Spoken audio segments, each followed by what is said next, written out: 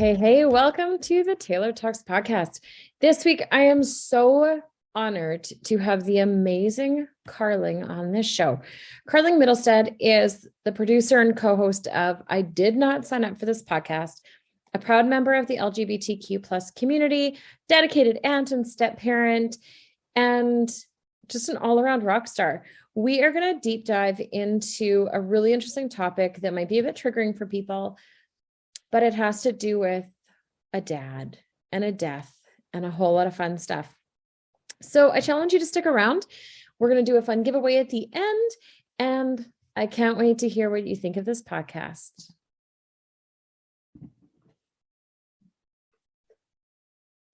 Carling, what would you love the world to start talking about? Oh boy, I want the world to talk more about grieving your parent that wasn't your superhero, that wasn't as amazing as everybody thinks. Oh, right? Yeah. So before we started recording this, we were chatting about this because I also lost a parent in a similar situation, right? Where everybody else had them on a pedestal. It was amazing. It was beautiful. It was all of these things. And that wasn't the person I knew. That wasn't the person I had been raised by. So let's start with your childhood. What was your dad like? Talk to us about your dad. Yeah, my dad was funny, charismatic, outgoing, charming, center of attention. He was a narcissist and a businessman and a banker. And, I think he wore many different hats. And I think lastly, he was a father. Yeah. Narcissist. That's a hard one. Yeah. He, when I look back through his family and I'm like, oh, my grandpa was a narcissist. Oh, his brothers are narcissists. And it just ran in that family. So what was it like being raised by him? Yeah, he wasn't very present in my life. It's really interesting because I have an older sister who's just not quite 3 years older. So you would think that we would have quite parallel experiences, but it was very different. My sister, the sun rose and set with my sister. And, he even joked, like the family joked that she was the golden child. And where did that leave me then? I was not, the opposite of that. Yeah. And, I can think even in home movies, I can look back and see, where, it's like the 80s and he's got his camcorder and he's, talking to my sister about something. And then I teetle into frame and he shoos me away really quickly. And, we have video evidence of the favoritism. And my dad was a woodworker. He was a very skilled artistic woodworker, and he created one of examples. He created this incredible I think it was oak box, like a memory box or like a trunk for my sister, and he had it gold plated and it said to Danica, love, dad, and the date and all this stuff. And I think maybe she was 16, so I was just a couple years younger than that, and I was begging my dad to make me something. And I asked for a bench for my room, just like a simple bench so I could put my stuffed animals on it or something. And he didn't do it. And then finally my mom one day was like, you need to get in that garage and don't come out until you've made something for Carling. And he used some scrap wood. Didn't really it was just sort of put together. It wasn't, this craftsman piece of furniture that maybe he would have made for my sister. Yeah. And that was just that for some reason that I will never know, my sister could do no wrong. And, that in me developed somebody who was just always trying to get his approval and always trying to, get his attention. And, I just wanted to make him proud. And I just always fell short of it. And isn't that wild how those actions, you can look back on it and it just creates the biggest feeling of resentment. Yeah. Right. But also it's just pure rejection. Yeah. Right. Which then plays out in the rest of our lives. Let me tell you. Yeah. Yeah, right? I mean, yeah, I would go on later to I'm a lesbian, but I would marry a man who was exactly like my father, he ended up being abusive and horrible and, closed that chapter on my life. But yeah, like I was just seeking something from somebody that I never got from my father. And, even to, maybe on his deathbed I got it. I don't know. But yeah, it's tough. So talk about the end when he got sick. Can I ask what he died of? Yeah, he had a rare form. It was like acute leukemia, basically. Mhm. And there was, a slight chance that he might be qualified for like a bone marrow transplant. Mhm. But they found a match and that was fine, but he was so sick he wouldn't have survived the chemo required to do before, Oh, okay. he ended up passing before, that process even started. Yeah. Yeah. So I'm he had, so he had sorry. his health had kind of been deteriorating for maybe a year, not quite. And they couldn't quite figure out why. And he was always getting blood transfusions. And I had been working really hard on establishing boundaries within our relationship. And so I don't think I was very invested in what he was going through and what his experience was. And I think that came across probably to his wife and him and her family, that I was quite cold. And then when he finally went into the hospital, you're allowed two visitors, so he picked his wife and then he named me. And I was shocked because like I was like, oh, it'll be my sister. Like that would make Oh, the for most sure. sense. That's um and even in the hospital he was like, I thought about your sister, but she's so busy with the kids and her career. And like it was sort of this like passive, like he didn't consider my stepkids or my partner or my career or Yeah. but I was like, oh, okay, I'm your person. So I sat with him every day for 2 weeks in the hospital until he ended up getting moved to hospice. And then I sat with him every day at hospice. He was only in hospice for about 5 days before he passed away. Oh, wow. So it was fast. Like very fast. Yeah. Yeah. How did your sister deal with not being the chosen one at the end?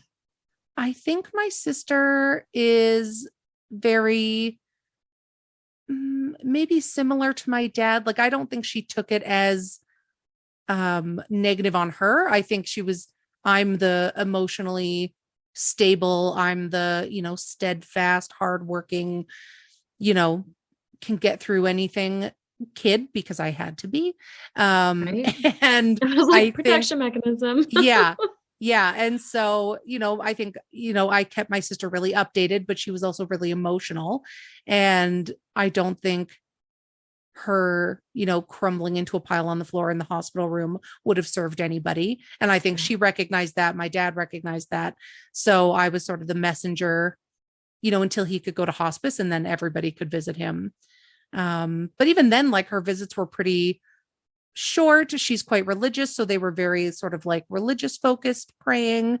Mhm. Um, yeah, it was almost like she was there for her to say goodbye to her dad. And I was there to hold space and be witness to him passing over Yeah. to the next thing, whatever you Yeah. believe in. Yeah. So in that time, so this person who has rejected you, ignored you, pushed you away your entire life, how hard was it to sit there day after day after day? Because there's this interesting thing that no one talks about is you can love someone and hate them at the same time. Yeah. I don't think Right. I I'm would not ever. saying you hated him. Do Yeah, you know what I but mean? But it's, like yeah, you can feel like a super positive and super negative emotion towards someone at yeah. the exact same time. Yeah. And what was really interesting was because I'd sort of drawn these boundaries with him where, I wouldn't give him much detail about my life because it wouldn't phase him or he would dismiss it or criticize it. And I wasn't that involved in his life. And I would really, have to be in the right frame of mind to visit with him before he got sick. And so, suddenly being with him every day for those 3 weeks, it was really interesting because I got to see who he was to so many people. I posted on Facebook with his permission that he was in the hospital and not doing well.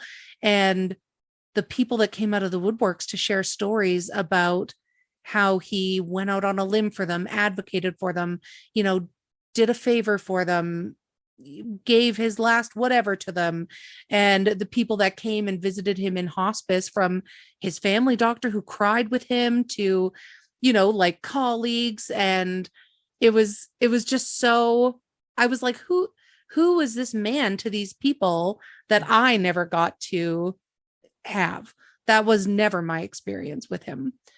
And so it was really interesting to sort of see, I found myself feeling more sad for other people that they were losing him than I was sad for myself.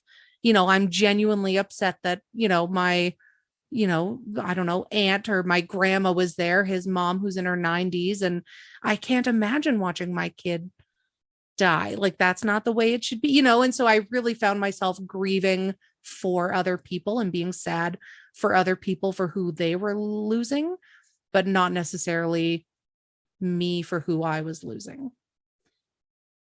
So so we had chatted about that a little bit before we got on here. And I know I had revealed to you that when my mom passed away, we had a really hard relationship. And one of the hardest things for me when she died was this massive shame that was 100% attached to the fact that I felt gratitude for the fact she had died. I can't believe I'm going to say that on here. Yeah.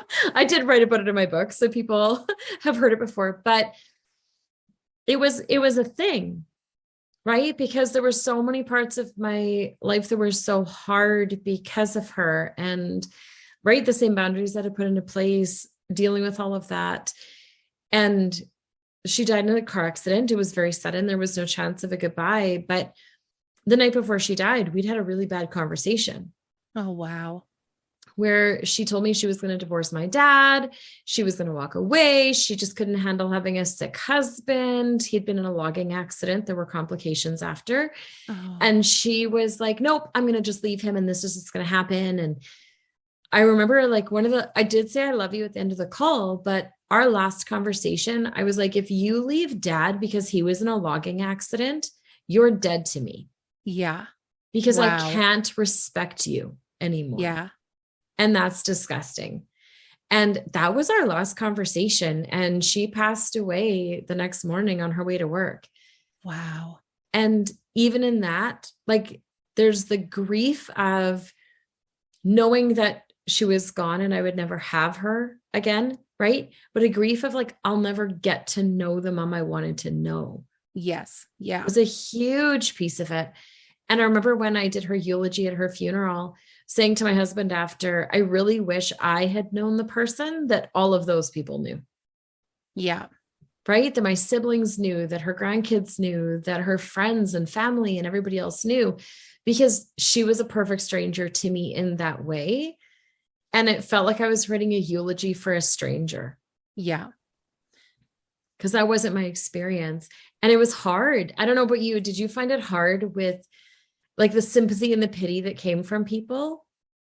Yeah. I think I didn't know that person. Yeah. And I think people, just assume that your dad is your superhero, your dad is your rock, your dad is your guiding light. I even looked up like quotes about dead dads and daughters. And, I was like, no, none of this resonates with me because I didn't feel that. And so to do his eulogy and his obituary, I really wanted to, for him, I didn't wish him ill will. I didn't hope he died. It was just this like weird, yeah, it was this weird, like, yeah, it was like balancing act of honoring who he was for all of these people. Yeah. And still leaving room for myself to feel like, oh, like, why didn't I ever get that? Yeah. Yeah. What was the biggest thing that came out of that for you? Like the person who wished you had known? Yeah, I think I think it's left me, it's left my inner child. I can distinctly tell the difference. It's left my inner child wondering like what was so wrong with me as a little kid. Cause I look at little kids and I'm like, how can you like favor one or the other? I don't have my own biological kids, but I have nieces and nephews and step kids, and I can't imagine doing things that would make them feel bad like that. Yeah. And but I guess I'm not a narcissist is what my therapist always reminds me. So so I wouldn't 100%. Get it, Yeah. So that's probably a good thing. But the fact that I found myself advocating for this man who never advocated for me in my darkest time of need. And, I was caring for and being tender with this man who was never caring and tender towards me. Yeah. And it was like a choice that I made. I suppose I could have chosen to not and to maybe reestablish a boundary, but I really felt like that's not me, right? I would have, I think, regretted it more maybe putting a big boundary up than not. But it's sort of left me with this, what am I grieving? Who am I grieving? Yeah. Oh, for sure. So what are some tips that you would have for a listener on how to grieve in a situation like that? Yeah, I think give yourself space. And I think I talk a lot lately about sort of like holding space for things. And I'm very good at filling space with all the things that, keep me distracted from feeling certain things. But, some days I'm like really mad at him, and some days I'm really sad for him. And some days, I think just sort of like honoring the emotion that you're feeling in that moment or day, and not expecting that you should be feeling a certain way, but just letting yourself like live through that feeling. Because I think too often people think it's like, however many stages of grief, it's not linear, and it's not, it's somebody once told me grief is like a tiny ball in a box that's always bouncing, and at first the box is really small. And so every time that ball bounces and hits a side, it hurts, and there are some days where my box is really big and the ball barely bounces and I don't even think about it.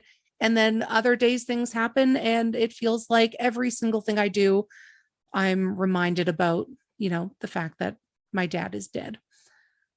Yeah. Yeah. One of my favorites is always like waves on the ocean, right? And I use it with clients all the time is like when you first walk in, it just like tickles your toes, right? And that's when you're in the like denial stages and stuff. But then you walk in and you hit that point where it can like knock you on your butt, and the water is like really intense. But that seventh wave comes and just plows you over. Yeah. Right. But you have to push through the hard part, and you might be diving into those waves and fighting to get through them. But then all of a sudden you get far enough out into the ocean, and all of a sudden it's just these beautiful giant swells. Yeah. Right. Yeah. That's a good analogy. And sometimes we just have that seventh wave day. Yeah. Right. With those moments. So what are the hard parts of, so losing your dad, the person you didn't know he was, and now there's all these like almost character traits and stories out there about him of who he was. Do you struggle to believe that that's who he was?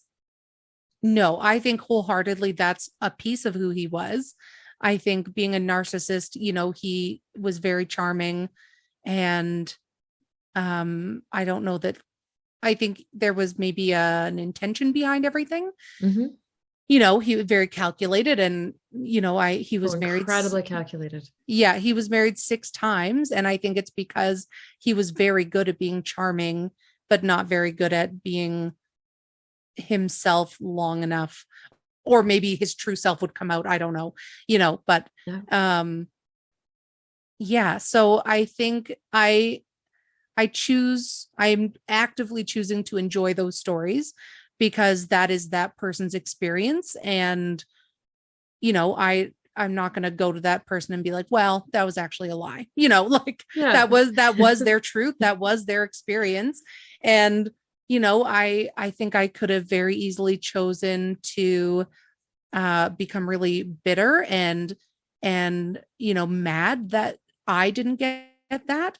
You know, I'm sad that I didn't get that piece of him. And, you know, I, you know, work with that, but I find myself choosing to appreciate those stories.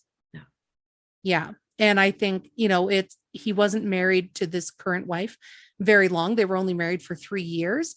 And so I also feel this sort of like she didn't, I think, you know, like if you look at the movies and parents are married for 50 years and then one of them dies, all of your memories still live in that home, that other parent, that other, you know, but like for her, they were only married 3 years and I don't really know her or her family very well, you know, but they had him high up on this pedestal and they were sort of his, you know, their memories with him are much different than, you know, his 5th wife or his 4th wife or, you know, all of these things. And so it's really seeking out the people that had these memories of him and just choosing to appreciate them rather than being bitter about them.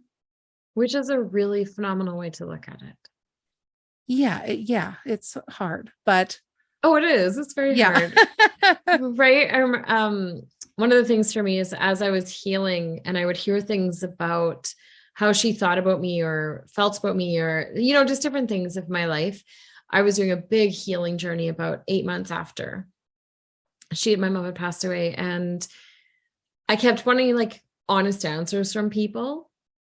I'd be like, no, I actually want to know what she thought of this. And I actually want to know what she said about me. And I need you to just like take her off the pedestal for a second and have a brutally honest conversation with me because this is part of my healing. And that were you surprised? Not overly surprised. I was surprised at how they couldn't admit anything. Like just denied it. And I was like, yeah, but you know that this happened. Like you were there. Like you were in the room when she said this. I know that you know this. And they'd be like, no, that couldn't be what happened. It's like you were being gaslit by grief. I felt like I was so being gaslit by grief because nobody would open up. Nobody would be honest with me. Nobody would actually talk about it. And I was like, no. You can keep her on a pedestal. Like, and I've always been open about the fact that my mom was an outstanding human, just not to me. Yeah. So it's like, it doesn't take away from her amazingness if you tell me how she really was about me. Right. And it was finally my mom's best friend right from my childhood that I phoned her in tears one day. And I was like, I just need to know her different. And I need to know what she said in your long conversations. And I need to know what her thoughts were on situations that went down in my life and on traumas that I had dealt with. And I said, I know this is really, really a hard ask, but would you be okay with me asking you and honestly answering these questions? And it's been really interesting because she did. I finally had found somebody who was like, no, I can see the good and the bad in her, right? Like I experienced it. I saw it. I will be open with you about it. And it was so healing for me to have those answers. But it's interesting it was probably really validating, right? Oh, hugely have somebody validating. Witness. Yeah. Right. But it's been cool now because her and I have stayed really close. I just got back from visiting her in Northern BC a few weeks ago. And to this day, she's one of the only people that will even talk about my mom. Wow. Like nobody even talks. It's the weirdest thing. Yeah, that's interesting. Yeah. And I've heard that a few times lately that in grief, people just stop talking. They don't like, it's like the pictures get put away and the stories get put away and they no longer discuss that person. It's like, no, they're dead. They're gone. Over. Yeah. Where I'm like, no, like she's still part of our lives. Like, she was alive. My mom. Yeah. Right. Have you gone there? I know it's been fairly recent for you, but have you witnessed any of that in your own family? Not so much the not talking. I thought it was interesting how many people, sort of come out of the woodworks and say, we're going to have to keep in touch. We're going to have to, and then after the funeral, nobody keeps in touch and nobody reaches out, which I think is okay. Like, I don't want to sort of have these contrived relationships with people just for the sake of keeping my dad's memory alive. But I think, I find myself, what I didn't expect, I find myself like thinking like, oh, I should pick up the phone and call him. And when he was alive, I worked so hard not to do that because I was trying so hard to hold a boundary, because I always ended up disappointed in the outcome of seeking his approval or, trying to have a conversation about anything to do with me. And, like, I just got a new job, and this morning I was like, shoot, I really like just have this urge. I like get choked up thinking about it, to just call him and tell him. And I like posted something on Facebook, and I was kind of snarky about it in my head because people were like, oh, like he would have been so proud of you. And I was like, no, he wouldn't. Know that he would have, or if he was, he wouldn't have told me, he would have looked for a way to brag about it, to show that he was such a good father because he had a daughter who just got this job, not look at my daughter, but look at me, the father of this daughter, And so I was sort of like, oh, I really want to call him. And then I was sort of laughing because I probably would have been crying anyway, because I would have called and the conversation wouldn't have gone the way that I hoped, and I wouldn't have gotten his approval the way that I wanted. Yeah. And then I'd be just as upset as not being able to call him because he's dead. Like it's so true. It is so true. One of the things that someone told me years after my mom died was create in your head the mom you wish she had been. Like, take the best parts of who she was and write that down and rewrite the description of who your mom is, right? To like recreate that story of who she is, and then talk to her. And so one of the things I did for a long time was I had a journal, and it was like a two-way journal in my head of like, this was me like writing her letters. And so, but not getting the flack of what her reaction would have been. Yeah. Right. So even now, sometimes they'll be like, Mom, you'd be so proud of me. You'll never believe what I did today. Right. And I'll just like write it out, or I'll speak it out and be like, yeah, I did. Right. Yeah. Or like, if you could see how this person has turned out, you'd be shocked. That's right? So funny. But even like as my nieces and nephews have graduated or getting married or going away to school, I'd be like, Mom, you would have been in the front row at that wedding, like just crying and beaming at your beautiful granddaughter.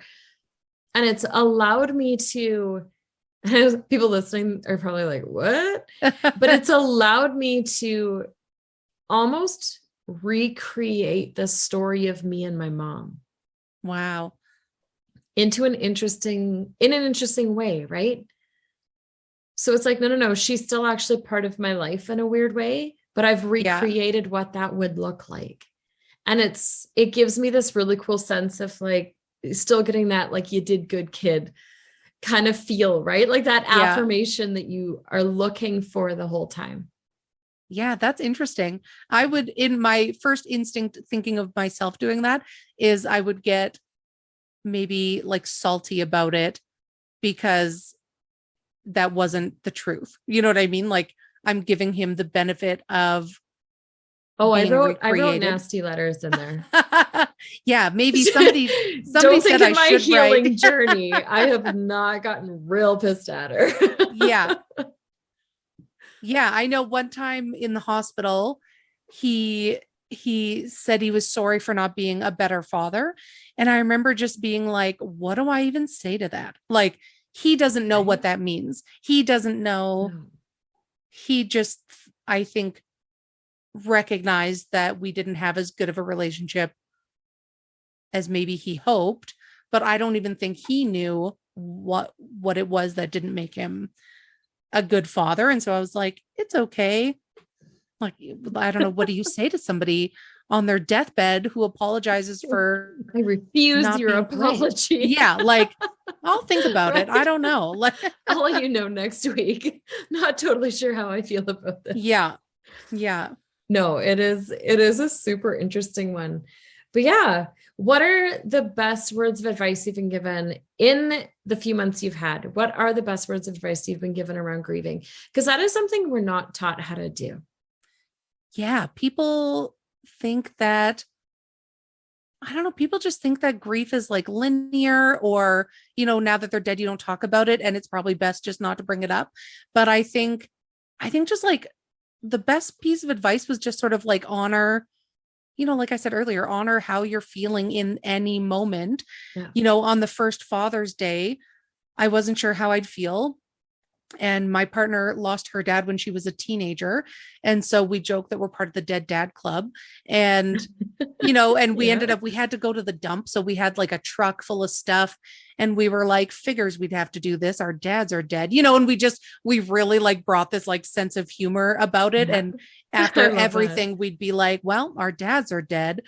And that really, I think, got me through that day because we were finding a lot of humor in it. And then, there were other days where out of the blue, because it was a Tuesday, I was really sad and crying, and a song would come on, and I never cried I just like didn't want to cry, didn't want to draw attention, but I'm like letting myself cry and letting myself feel sad.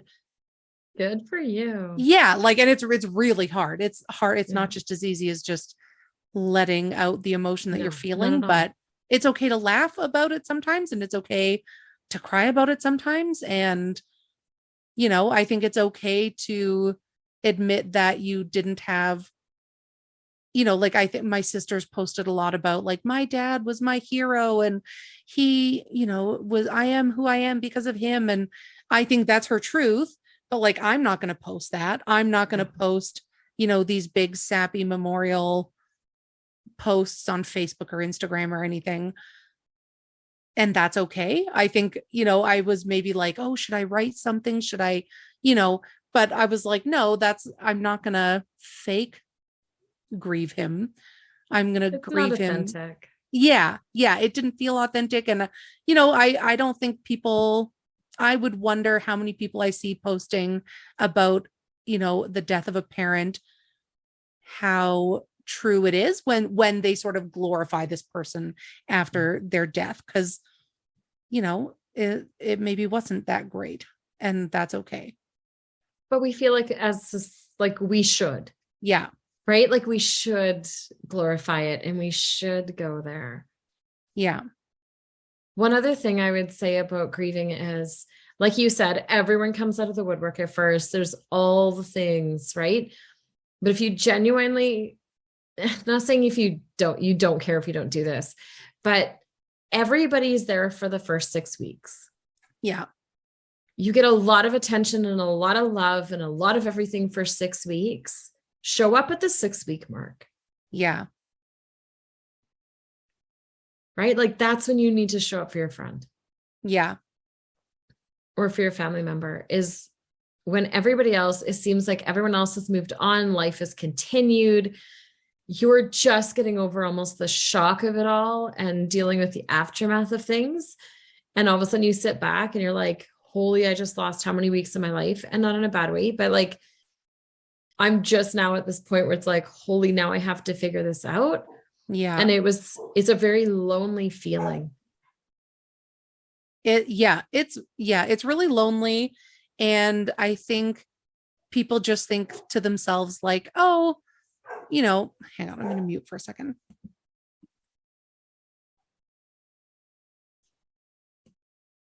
I didn't even mute. I have dogs barking. Sorry. That's okay. They can. Yeah. Yeah. I think I can't remember what I was saying about grieving. The 6-week mark. Oh yeah. And yeah, I think I don't know. Like, it's like people have good intentions, and I don't think those people were lying when they said, not at all, let's keep in touch. I think, their intentions were probably really great, but I think people should consider reaching out, on those anniversaries, the first birthday, the first Father's Day, the first, my first birthday, what's that going to be like, Yeah. And just, I think just because I don't post that I'm sobbing and sad every day doesn't mean that it wouldn't be nice for somebody just to reach out and check in. No. Yeah. 100%. I know I thought after, I was like, never again will I, when someone dies, go, oh my goodness, yes, we need to get together. Yeah. Right? Like ever. It's like, I am so sorry. Done. Right? Yeah. And bring the person up. Right? Yeah. Like bring the person up, ask questions. I love when someone is like, tell me about your mom. Yeah. What was she like? And I can laugh about how crazy she was, and I can laugh about all the funny stuff, but my mom was like I said, she was an outstanding human. Just not to me, right? Just not to you. Yeah. So she taught me so much about loving people and hospitality and like gardening and a love of laughter and all of these things. Like she taught me so much in her life. Right. Yeah. And I can take those and be so grateful for them. Right. So even to this day, when someone is like, what was your mom like? I'm like, let me show you a photo. Right. Let's have an honest conversation about what she was like and experience her together. Right. And I think that that's something people forget is, yes, we lost them. And yes, it's hard, but there's nothing worse than forgetting them. Yeah. Yeah. I think people get uncomfortable with grief, and especially if they're not super close to somebody, they don't know how to sort of like hold that space for them. Oh, 100%. 100%. Right? They don't know how to hold that space for them. So we talked earlier about just like holding space. What does that mean for you? For someone to hold space for you, what does that mean? How do they like literally, what does someone do? Because this is a term that gets used. And I always joke about like hating the self-help industry for that. Cause it's like, there's all these like vague, weird terms and concepts, but no one actually tells you like what to literally do. Yeah. How does somebody hold space for someone in grieving? Yeah. I mean, I think I think starting with when my dad was in hospital and hospice, holding space for him, which a lot of people I realized couldn't do, was just sitting in the room with him. You don't have to say anything. You don't have to talk. You don't have to be doing anything. It's just literally sitting there so that they're not alone while they die. And, there were so many people that would come in, and I was blown away that they couldn't help but talk to every single person in the room that was sitting there to make sure there was always somebody talking, when, I think it was actually more just about sitting there and just letting, dying is a not great process. And, I think you just don't want to be alone. And then I think for people that are grieving, holding space is meeting them where they're at. My best friend lost her husband 3 years ago. And so holding space in the early days was like, one day she would literally be laughing about something, and so I would laugh too. And then the next day she would be so angry, and so I would be angry with her or facilitate the thing that she was angry about. And it's just sort of like not trying to fix or not trying to take somebody from one state of mind to another. And if I'm just crying because I'm sad, that's okay. Your job is not to stop me from crying. Your job is to just let me cry, hand me a Kleenex. And then when I start laughing, because I'll probably start laughing in a few minutes, pick up there and, start laughing with me. But yeah, I think people too often want to like, oh, somebody's crying, I should hug them or leave and let them cry alone, rather than just sit with them. It's okay if somebody's crying. They need to. It's therapeutic. It's actually really healthy. It's really cleansing. I can't believe I'm saying that because I was the one that never cried, but now I just cry at everything. Not a bad thing. Yeah. One other thing I would add to that is show up in different ways. Yeah. So it doesn't mean don't buy flowers. Don't send a deli platter in the first week. Like none of that matters. None of that matters. Hire like a house cleaner to show up 3 weeks later when they're in the depths of their grief and their toilets need to be scrubbed. Yes. Right? Do things like that. just like super basic fundamental things. Go to their house and fold their laundry. Yeah. Right? Invite yourself over for coffee sometimes and look around and really just be like, okay, how can I love on them even more right now? Yeah. And I think keep inviting them out, right? Oh, even like if they say no 100 times. Yeah. Invite them every time. Invite them every time, even if you know you're going to get a no, because you don't know the time that they're going to be like, yeah, I need out. Yeah. Right. And then they have that escape. Yeah. I laugh. I can be really prickly when I'm emotional, and it's, probably self-defense mechanism, but, I value so much the people that know me enough to just like love me even when I'm extra prickly, because maybe my grief comes out in that my anxiety is making me really upset at, I can hear the fan in the other room, or I can, the way the dishes are clinking in the dishwasher when it's running, and just love me through that, because it's stemming from grief, or it's stemming from, and I just value those people in my life that get that side of me. Isn't that amazing? Yeah. I know if I'm grieving or if I'm having a bad day, don't touch me. Like, yes. Do not hug me. Do not touch me. Yeah. Don't, like that. And that I've been that way since I was a little kid. Like if I need a hug, I'll be like, can you hug me? Yes. But yeah, I'm like that, where even my husband, he cracks me up because like something bad will happen. And even like when my grandma passed away, he looked at me and he's like, do you need a hug? And I was like, not yet. He's like, not right now. Okay. Yeah. Right. So he sat beside me while I sobbed on the couch. And then I was like, okay, I need a hug. He's like, okay. Right. But it's part of grieving, I find, is really like, it's not what you need. It's what do they need? Yes. And knowing their love language, I think, oh my gosh. Yeah. Between friends, like my best friend, her love language is gifts, and so she always buys me a mug, and I laugh because like that is the last part of my love language is gift receiving, but like that's how she shows me her love, and like I want to, whatever it is, then may not match up, but yeah, it's like knowing what that person needs and like doing it. Totally. So for anyone who doesn't know love languages, Dr. Gary Chapman wrote this incredible book. I don't even know how long ago, like in the 90s, a long time ago, like super, super long time ago, called The 5 Love Languages. And it's all on the 5 different ways that people give and receive love. There's actually a free online quiz at 5lovelanguages.com and one on how people fight and how they forgive, which are super interesting. Yeah. If you haven't done those, they're super, super cool.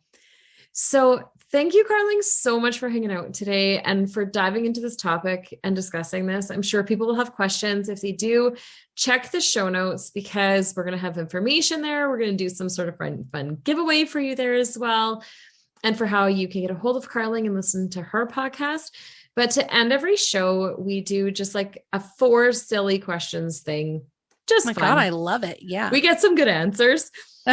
So, and they're just silly. They're just silly speed questions. So first one, what do you spend a silly amount of money on? Starbucks. What is your drink order of choice?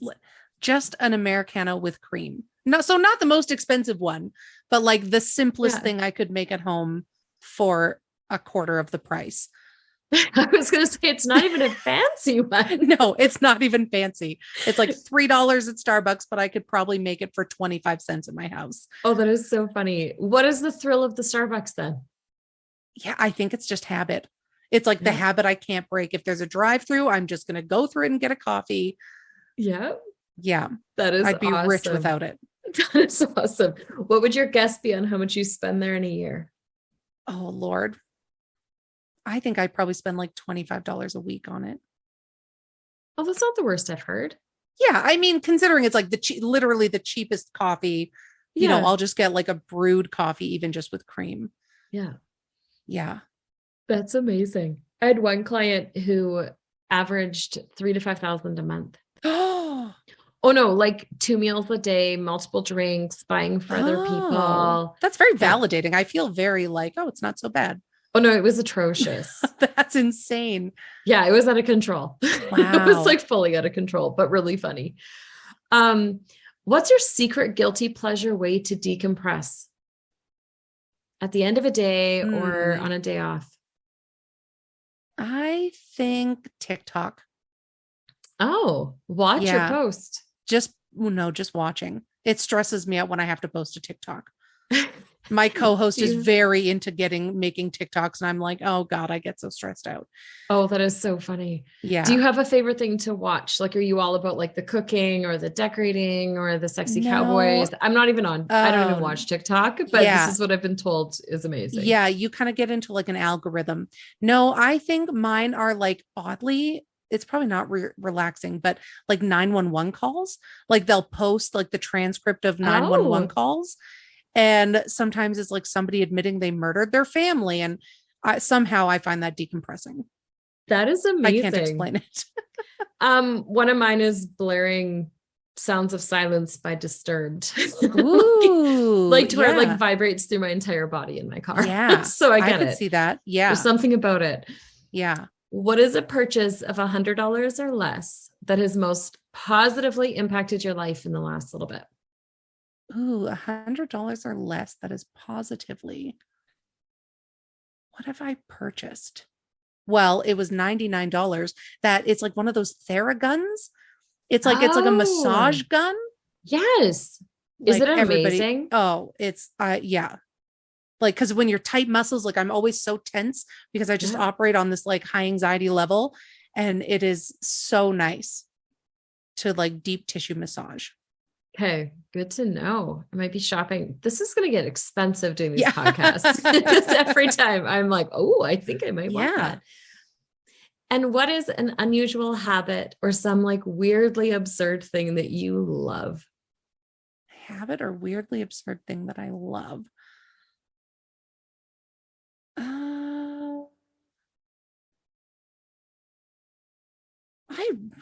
What do a weirdly absurd thing? Like I obsessively play Lego every day. Oh, like with physical Legos?